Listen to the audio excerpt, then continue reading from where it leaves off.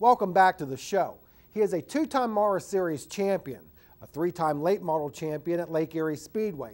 He has won many special events in Pennsylvania and New York, and he has even won an event at the World Series of Asphalt at New Smyrna Speedway.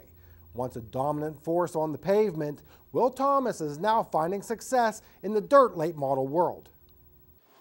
It would be easy for a driver such as Will Thomas to continue to rack up wins and championships, but several factors led to he and his team to go dirt track racing. We were real blessed on asphalt, and we had a lot of success, and we were real fortunate.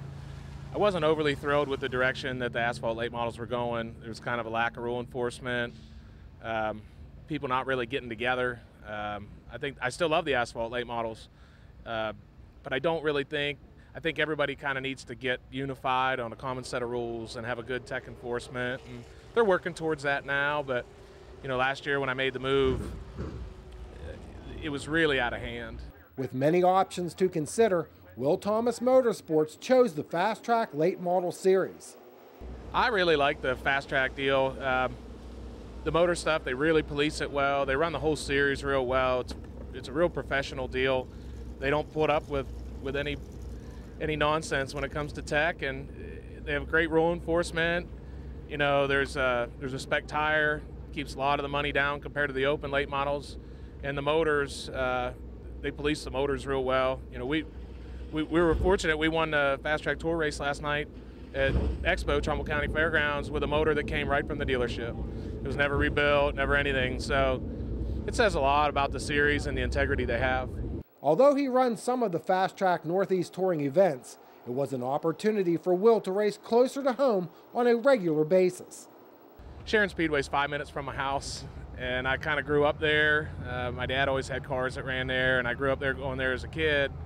And just as I'm getting older, you know, I would love to make a career racing, but we're blessed to be able to do what it is we do now, but to keep moving up the ladder, you know, and we had opportunities on the pavement cars to move up, to run some ARCA stuff, but it was just about how much money you could bring, and we could afford to do what it is we were doing, but we really couldn't do anything else. So, you know, to move to the dirt stuff and kind of back to my roots, and we really enjoy it.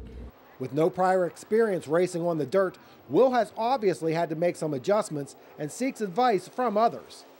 The first time I ever got one of these cars, before I bought one, and a good friend of mine, Russell King, had one, and I went over to Mercer and we just kind of hot lapped around. And you know, anytime that you're going to make a jump and a transition, trying to eliminate that learning curve as much as you can is really important. Russell King's been a great help to me. He's actually here helping me this week. Max Blair and Rob Blair, who everybody knows their names, they're synonymous with this dirt late model game. They were really, really helpful as well. So they've done a lot. I mean, Robbie's great. Russ and Max, they both helped me a lot on the cars and kind of give me driving tips and kind of what to do. And it hasn't taken long for him to return to victory lane. He has 2 Fast Track Tour wins to go with 3 at Sharon and the points lead. You know, last year we ran a couple times. I think we ran 4 or 5 times right at the end of the year, and we had a race 1 at Sharon for that Apple Fest. We got into it with a lap car. We were leading with about 4 to go and didn't finish. I was real discouraged, and then we've been blessed this year. We've had a great year.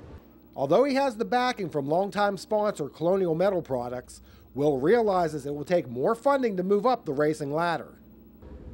You know, you'd always love to move the super lates, but it's just kind of a money deal. You know, the motors are so expensive, the tires are expensive.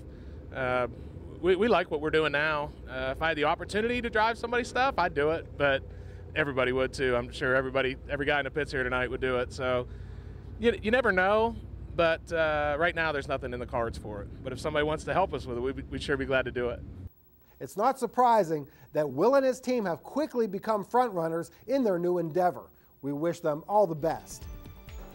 Coming up, it's back to PPMS and more action from the Red Miley Rumble.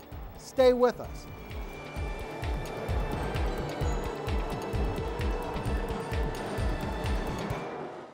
When you think golf carts, think Jake's Custom Golf Carts. With over 300 stock and lifted carts at their shop, you'll find the cart you need or have Jake's build one to your specs. Custom airbrushing, lift kits, sport shifters, rear seats. You name it, with the expertise and craftsmanship people have come to expect from Jake's. Come see for yourself why Jake's is the nation's premier golf cart provider. Jake's Golf Carts, Route 522 McVaytown. Online at jakesgolfcarts.com.